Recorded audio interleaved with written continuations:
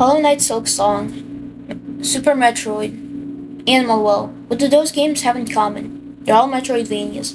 A Metroidvania is a game where you see a ledge you can grab, and then come back 5 hours later with a better upgrade and grab the ledge, and go to the room after the ledge, and so on. Okay, so I'm gonna try to make my own. First, I add a character body 2D, which is a way to make a character in Godot, which is the game engine I'm using. Then I add a collision shape 2D, which makes the player collide with stuff like walls and enemies and be hittable and, not fall through the floor. Then I add a mesh instance, which is an easy way for the player to see the character because it's just a box of whatever color you choose. I'm going with white because it's default color.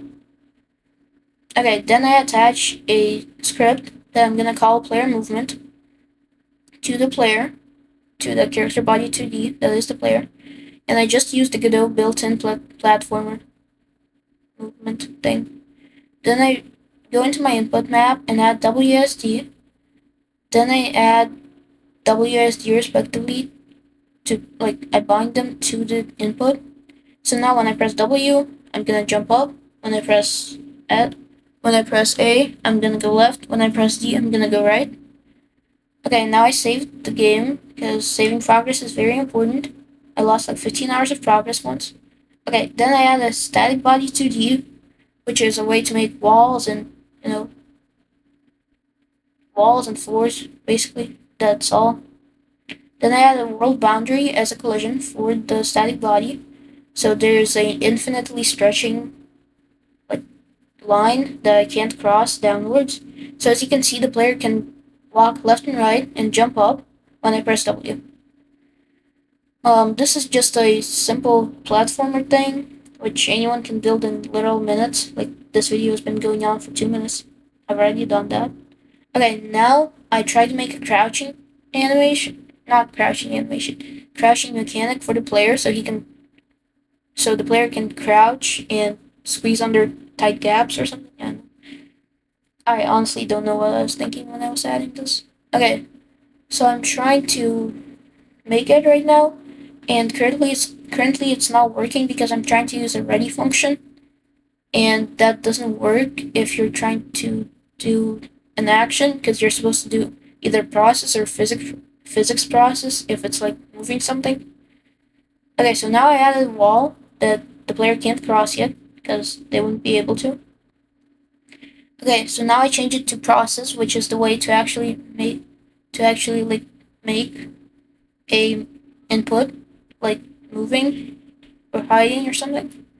Okay, and now I make print, so I use the print function, line of code.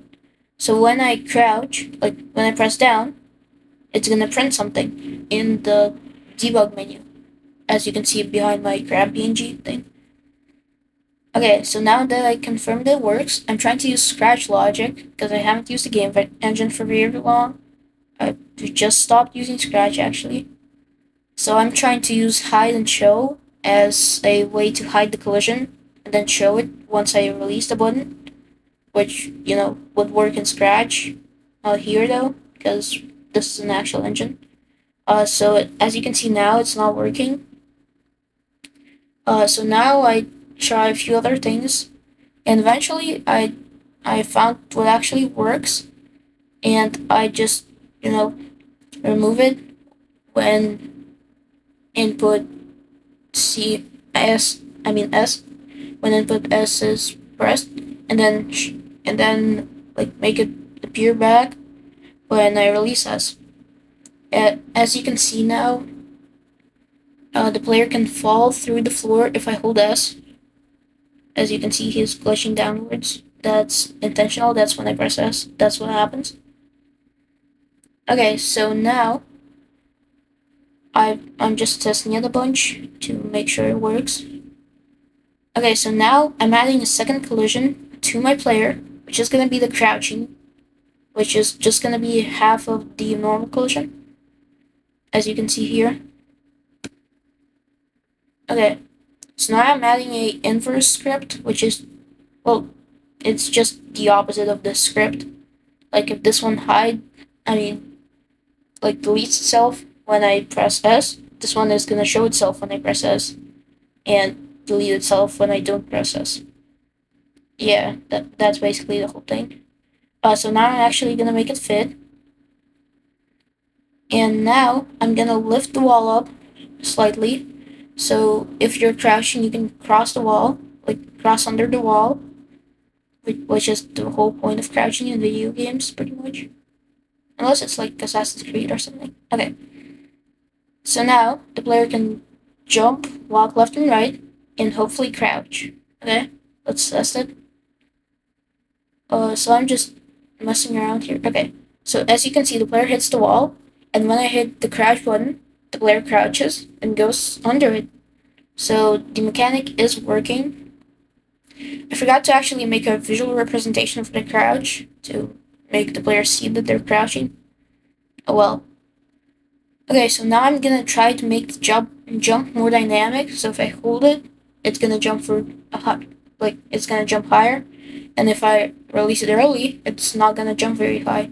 Like literally just get off the floor. Okay, so I'm trying to use a variable in the code, which isn't gonna work. I was supposed to put the variable outside the code, like the constants over there.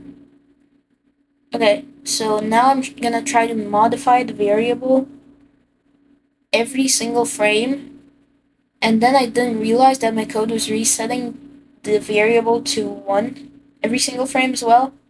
So, that was a useless waste of 10 minutes, or around 10 minutes.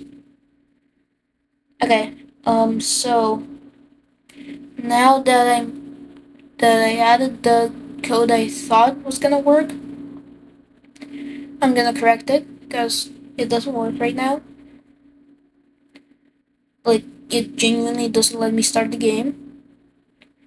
Then I'm gonna try to add the 1, which would work if the variable was outside the function that it's being modified in. But since it is, the code's not gonna work.